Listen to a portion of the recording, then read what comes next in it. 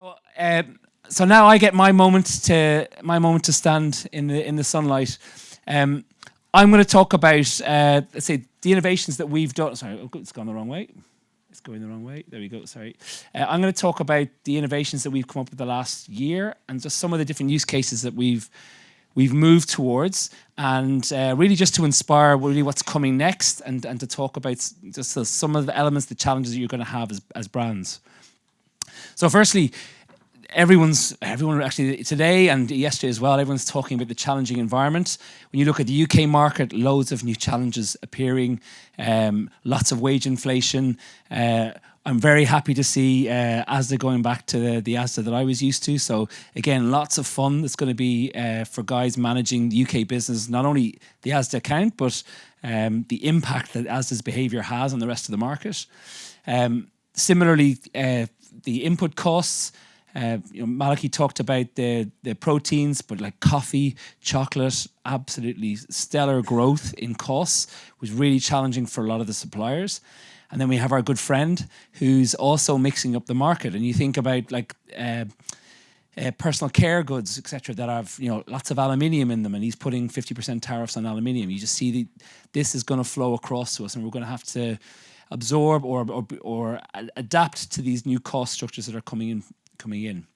So you've also got this background of the developing market slowing down, the VUCA environment, and then as Matt talked about, the conference that we went to where all the big FMCG businesses were presenting to Wall Street, all of them talking the same game, which is top line growth 2 to 3%, operating income growing 4 to 6%. So everyone's kind of sticking to the don't worry, we're still going to deliver this, but the market is crumbling underneath them. So this is going to get more difficult, with Asia not necessarily growing at the rate it was or it should be, with US closing down a little bit. Like that means more pressure on European markets, especially to deliver more than probably you thought you were signing up to. So really, really challenging environment. Another thing which came out of that conference, what I thought was very interesting, was Mondelez stood up and said, "We've got our PPA in place, so you're going to see X% wage growth, or price growth in the next couple of years, etc." I mean, and I know everyone remembers when the discovery that Freddo was cheaper cost per gram than dairy milk, and everyone started piling into Freddo, and then of course Cadbury eventually realised and then started to hike the price up of it was 10 pence, wasn't it? Freddo was 10 pence at the time. So this is just to say that like PPA is not you do it 1 year and then you sit on it and enjoy the journey. Consumers are constantly trying to game whatever it is you're putting in the market. They want to find a deal. So if you're not looking at this regularly, you're probably missing out on value or volume. So the game of PPA, as I've called it, is constantly playing. So you're going to have to do, as Rory said yesterday, you've got to keep experimenting. So where has it led us at Epic? So we want to obviously support that. We've got 3 things I'm going to talk about. So one is about new ways to find the current PPA work better, get your trade spend to work harder for you, and smarter ways to test innovation.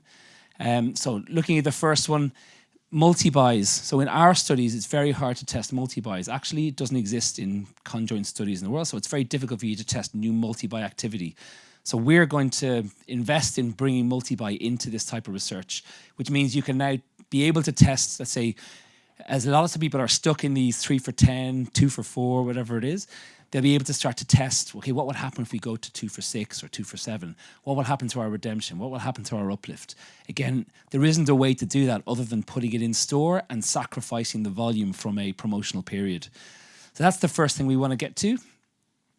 Next thing is about trade spend. So pretty much every JBP will have a space component to it. People will say that it's a conditional element to the JBP.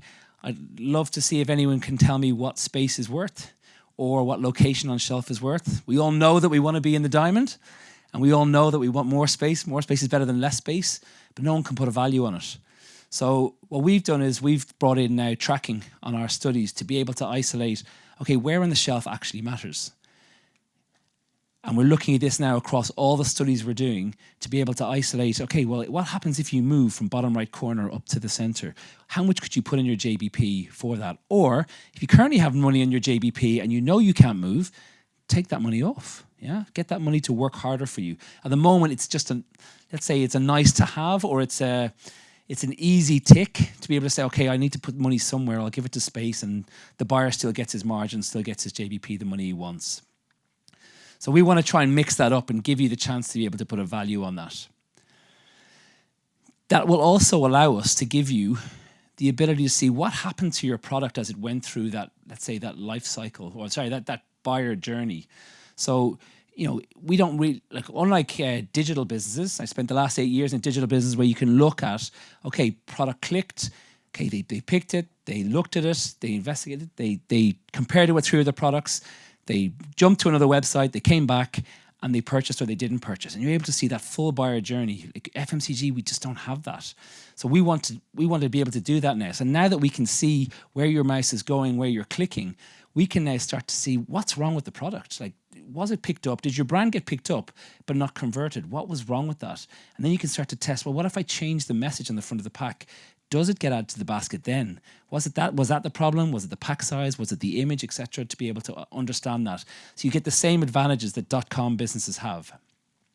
And then lastly, smarter ways to test innovations. So a lot of people will, what we've generally done up until now, we've been trying to find better and better ways to bring the consumer experience as close to the store as possible.